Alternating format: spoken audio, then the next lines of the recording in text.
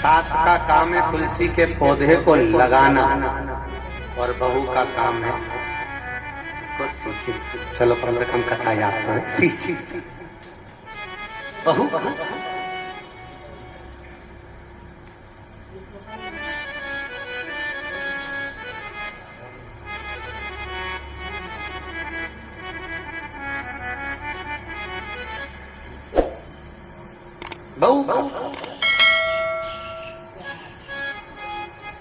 और याद रखिए, अगर घर में थोड़ी सी भी हाय नजर दुख तकलीफ कष्ट कुछ भी आता है तो सबसे पहले तुलसी के क्यारे पर आता है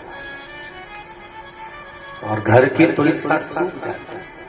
कोई कोई के घर में बार बार तुलसा लगाओ फिर सूख जाती, फिर लगाओ फिर सूख जाती, कोई के यहाँ से लाके भी लगाओ तो सूख जाती है। उसका कारण है कि कोई घर पर नजर लगी है, हमारा कोई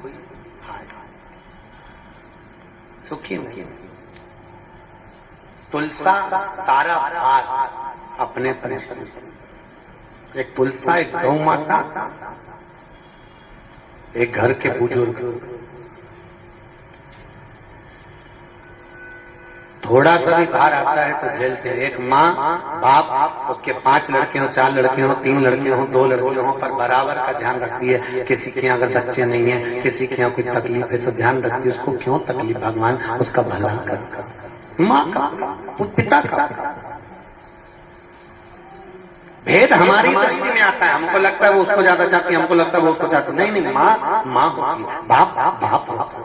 उसका प्रेम सबके,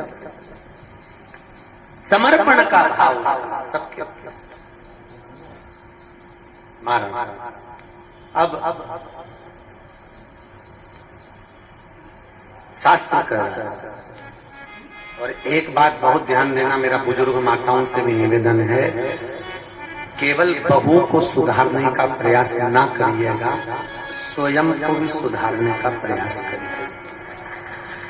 अपने आप हम बदलेंगे, अरे बोलो जम के, युग बदलेगा, हम सुधरेंगे, युग।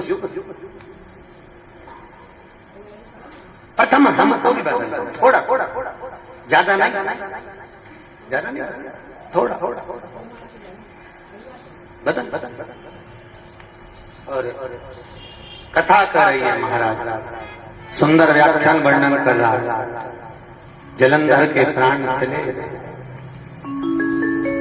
जलंधर गया, आगे चरित्र आया। भगवान आंतरी अनसुईया के यहाँ पर ब्रह्मा विष्णु महेश इन तीनों के अंश अवतार से 3 देव प्रकट हुए। आप सबको मालूम होगी कथा।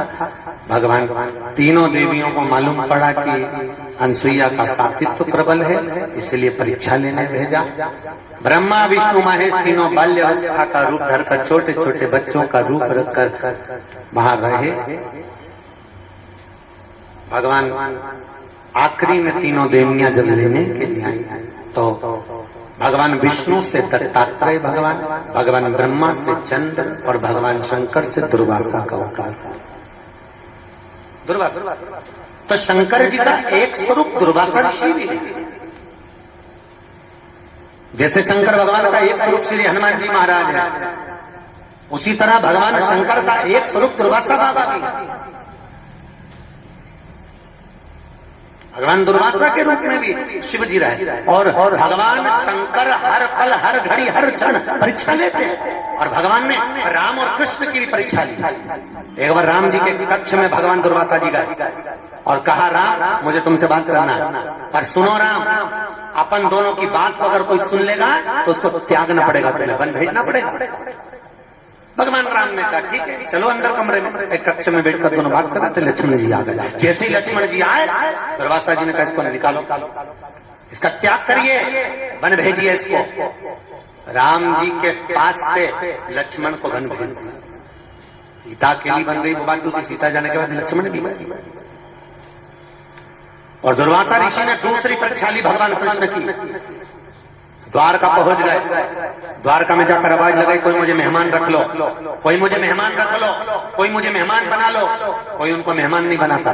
मेहमान क्यों नहीं बनाते? क्योंकि दुर्वासा ऋषि को इतना गुस्सा आता है, इतना गुस्सा आता है कि उनको मेहमान कौन बना। आपको कथा में कहा था, मेहमान वही अच्छा लगता है जिसका निर्मल स्वभाव हो, जो जरा जरा सी बात में चिड़चिड़ करे, जरा जरा सी बात में क्रोध करे, उसको कौन बुलाए? उसे बुलाए कौन?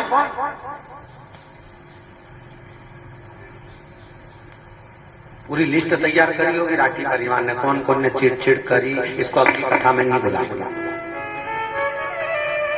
और जिसने प्रेम रखा उसको फिर, वैसे मैंने देखा है राठी परिवार को कहूंगा मैं, पूरी कथा में जितने भी आपके मेहमान आए, जितने भी आपके अतिथिगण आए, जितने भी आपके मेहमान पाहुने जो भी पहुंचे हैं, पर मैंने देखा किसी के चेहरे पर कोई सल नहीं था। सब प्रसन्न मुद्रा में थे, सब आनंद में थे, सबकी अलमस्त था। किसी के चेहरे पर ये नहीं लगा, कभी हमने सुना। और हम आप लोग जिस हॉल में भोजन करते थे उसी के पास में हमारा कमरा था, और कहीं कहीं हम लोग रहते हैं और जिस हॉल में भोजन होता है उसके पास में जब कमरा रहता है तो लोग सिर खा जाते हैं, इतनी तेज आवाज बात करते, इतने चिल्लाते, इतनी तेज चिल्लाते। और 7 दिन में ये तक नहीं मालूम पड़ा कि कब कौन भोजन करके चला गया। ये इतनी शालीनता में इतने मेहमान लोग, अतिथि आपके जो आए, वास्तव में बहुत आनंद। भगवान भला करे ऐसे मेहमान सबको दे। अतिथि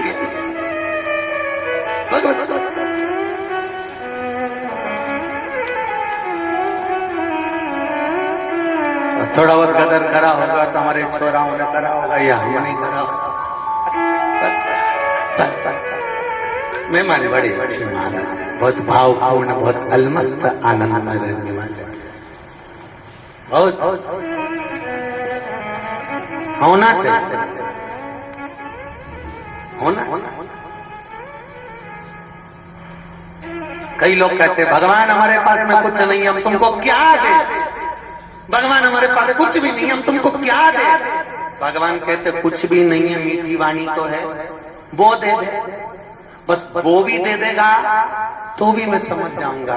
बस सबसे बड़ी बात यही है कि हम प्रेम की वाणी देना प्रारंभ करें तो प्रेम मिलना प्रारंभ होता है।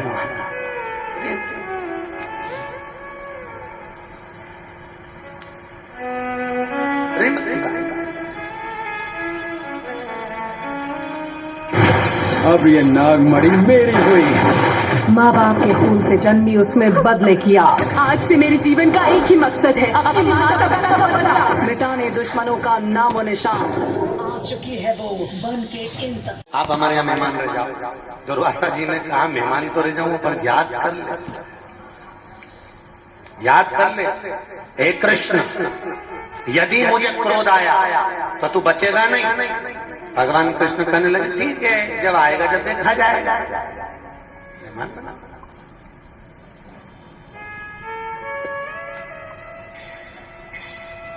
शंकर जी की कथा से हमको ये ज्ञात करना चाहिए कि शंकर भगवान जब जब घर में रहते थे उनके सिर पे गंगा महारानी विराजमान रहती थी। शिव पुराण कहती है पति ऑफिस में कैसा भी रहे, कितना भी चिड़चिड़ करे, कितना भी क्रोध करे, पर जब घर की देहली चढ़कर अंदर आए तो सिर पे गंगा को लेकर आए। अर्थात शीतलता, शांति ये होना जरूरी है। शीतल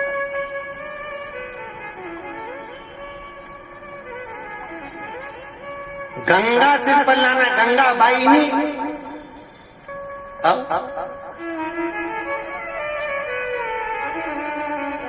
यानी तो ये बहुत बहुत उस्ताद हो गया महाराज के, कई मतलब निकालने कई।